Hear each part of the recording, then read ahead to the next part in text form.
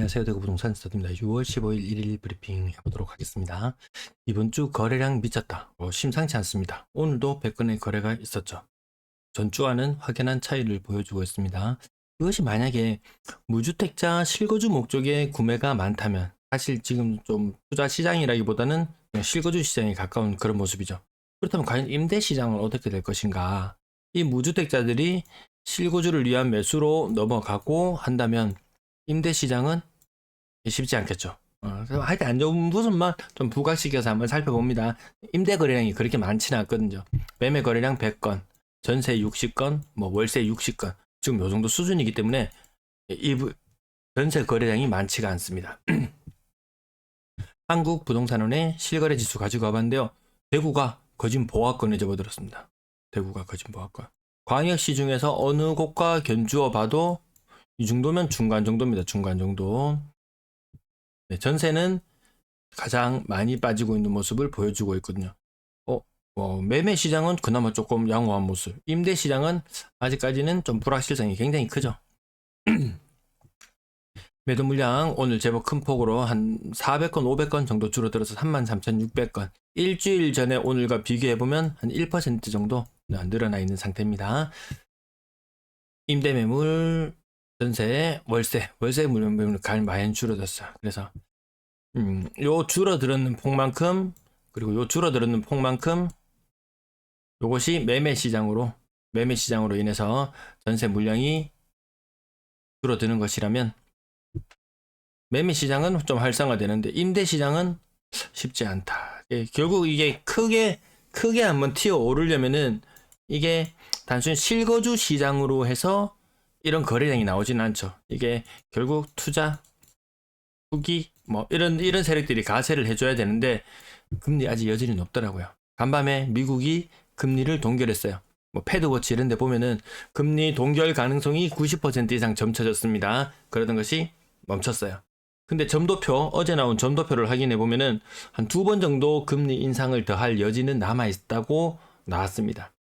미국에서도 이야기는 겁은 줍니다. 금리 더 올릴 수 있대잉. 한국에서도 하는 총재가 겁은 줍니다. 금리 더 올릴 수 있대잉. 그것이 현실화 된다면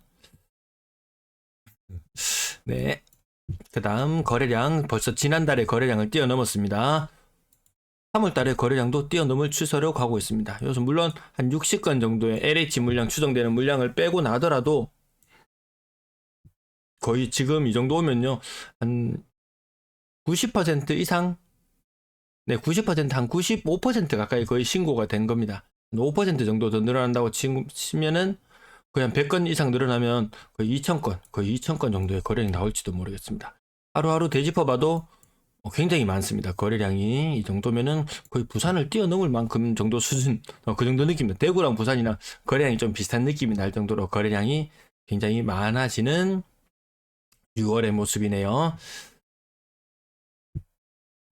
자, 가격 상단부터 한번 체크해 볼게요. 6월달 접어들어서도 대형 평형 거래는 이어지고 있습니다. 근데 완전 대형 평형 거래는 확실히 5월달에 더 많긴 했었습니다. 5월달에 더 많긴 했었어요. 거래 신고가 거의 마무리되어가는 5월달에 거래가 5월달에 대형 평형 거래가 이건 대형은 아니었네요.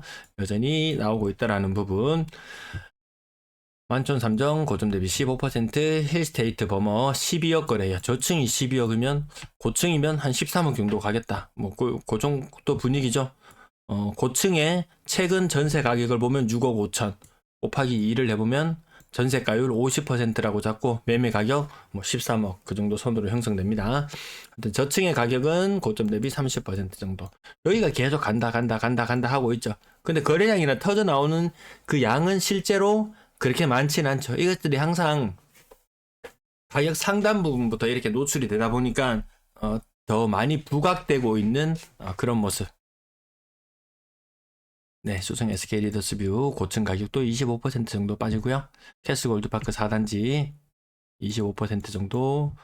버머 센트럴 부르죠. 고층 뭐 30%. 이게 뭐 타워형이니 뭐니 뭐 이런 이야기도 있는데 굳이 다 안 따져도 됩니다. 뭐 기존 같은 타입의 물건이 13억 3천까지 갔었으니까요. 고점 대비 30% 정도 차이 나고요. 대형 평형 6월 달에 대형 평형 요것도 계속 체크를 해보세요. 대형 평형 거래가 언제 많았는지 체크해 보시면은 요걸로도 추세를 어느 정도 또 감을 잡을 수 있지 싶어요. 남산 롯데캐슬 센트럴 스카이 7.45억 거래 이렇게도 나왔죠. 층수가 좀 낮아지니까 5층짜리는 6억 8천 한 10% 정도. 7억 전후의 가격 그 정도 형세. 보류지 나왔을 때 가격도 뭐 얼추 저 정도 수준이었죠. 고층 가격 기준으로 20%, 요거는 보합 수준 20%, 이편의 세상 범어 30%, 층수 높아지니까 6억 5천, 저층은 뭐 6억대 거래 아직도 나오곤 하죠. 12층, 중층 정도도 6억 중반대, 대림 이편의 세상 42평형 가격은 20% 정도 하라. 이런 거 보면 거의 나중에 아이파크 가격을 보면은 아이파크 나오면 말씀드릴게요. 골드 클래스터 센텀 가격도 좀 올랐습니다. 6억 2천. 월성이 편한 6억 1800. 또 대형 평형 6월 달에 거래가 있었고요. 가격은 20% 정도. 동대구역 센트럴 자이 신축 아파트 가격 5억 8천. 수성 알파시티 동아 IBC 소형 평형 가격 이거 대형 평형에 비해서 소형 평형 확실히 좀 비싸게 먹혀 들어간 것 같습니다.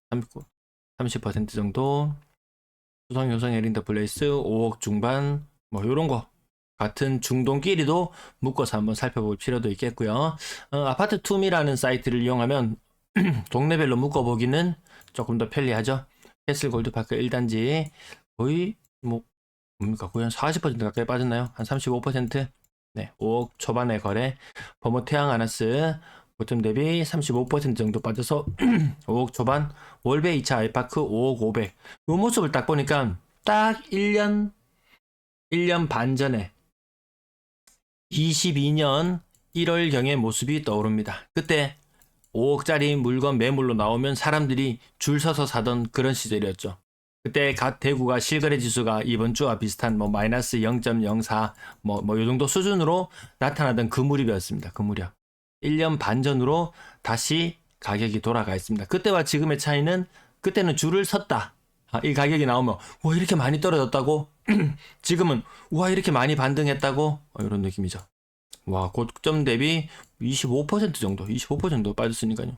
심하게 빠질 때는 거의 40% 가까이 빠졌던 것을 감안하면은 정말 1억 가까운 반등이 오긴 왔네요. 범어 청구 푸른마을 40% 정도 저층 또 근래 여전한 공시 거의 40% 정도 빠져서 캐스 골드파크 1단지 4억 9,500도 있고 5억을 조금 넘어가는 모습도 있고 그러네요. 자, 이편의 세상 두려 29평형 가격 4억 8,500. 교대역 하늘젠 뉴센트원 9평. 이 9평 가격이 이거밖에 안 나올 수 있나요? 요거 직거래나 요런 거 좀 의심되나요? 교대역 하늘젠 뉴센트원 4억 8,100. 좀 보기 드문 가격입니다. 태양하나스 베스트 40평형 가격 4억 5천. 평당 1,000만원 조금 더 넘어가는 모습. 네, 고점 이 고점을 보면 안 되겠죠. 오페라 트루엘 시민의 숲 아파트 고점 대비 20% 정도. 동대구 엘리넷들 4억 초반 20% 정도. 네, 동대구 엘리넷들 신축 4억 초반. 구축 평당 1,000만원 정도. 이게 좀 어느 정도 공시가되고 또 완전 신축의 입지가 조금 더 나은 곳들 그런 곳들 가격은 5억 초반.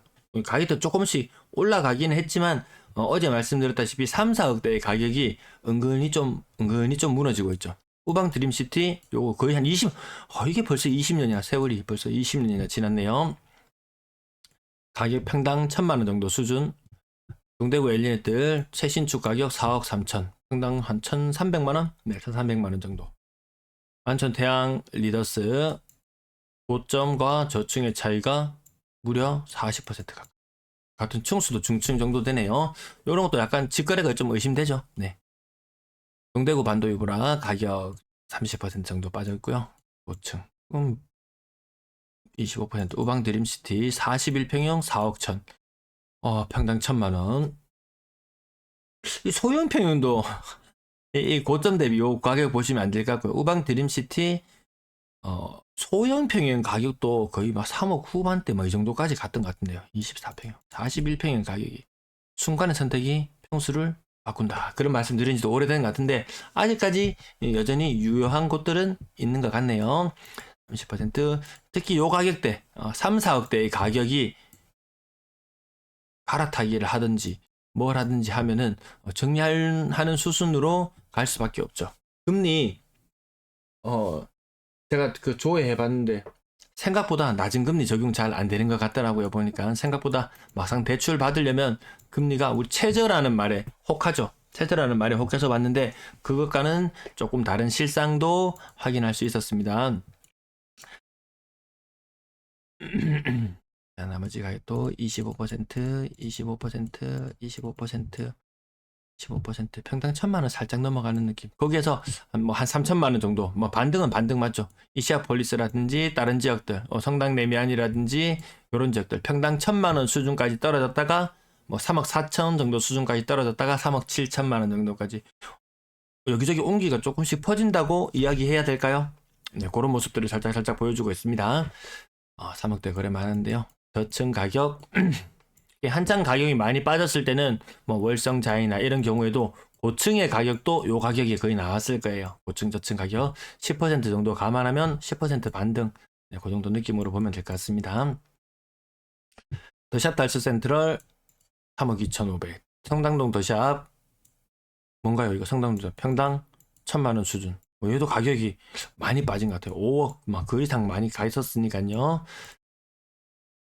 요 정도까지 태양하늘스 월성 같이 월성동 이야기하지만 고층 가격이 31평형 4억 8천까지 갔던 것이 3억 초반.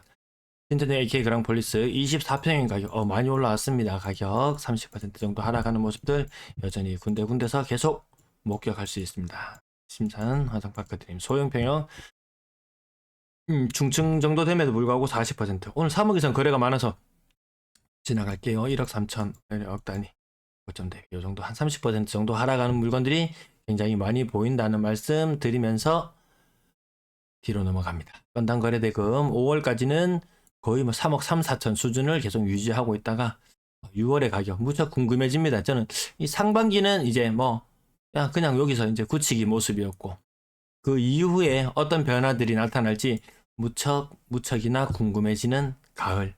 아직 여름까지도 그래 큰 변동은 있을 것 같진 않고 가을이 무척이나 궁금해집니다.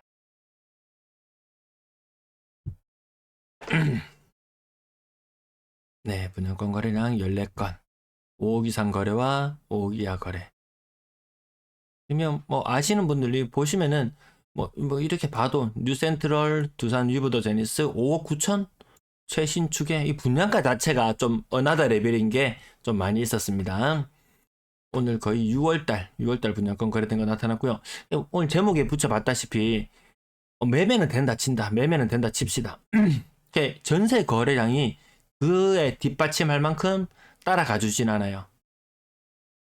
일별 거래량으로 보더라도 전세 거래량은 그만큼 미치지 못하고 다른 지역들은 전월세 비중이 대구보다는 좀 더 올라가는 추세임에도 불구하고 대구는 여전히 월세를 조금 더 선호하는 것 같습니다. 평균 전세 가격은 6월 아직까지 자료가 많이 나오진 않았고요. 과연 전세 거래, 임대 거래까지 다시 같이 활성화되는가 그 정도를 살펴봤을 때 활성화되는 정도가 주간 브리핑을 통해서 살펴봤다시피 그렇게 활발하진 않죠. 이동이 그렇게 활발하진 않습니다. 실거주를 위해서 매수를 했다. 내가 현재 전세 살고 있는 곳 빈집이 된다. 그러면 빈집 여전히 많은 상태. 그걸 누가 다 메꿔낼 것인가?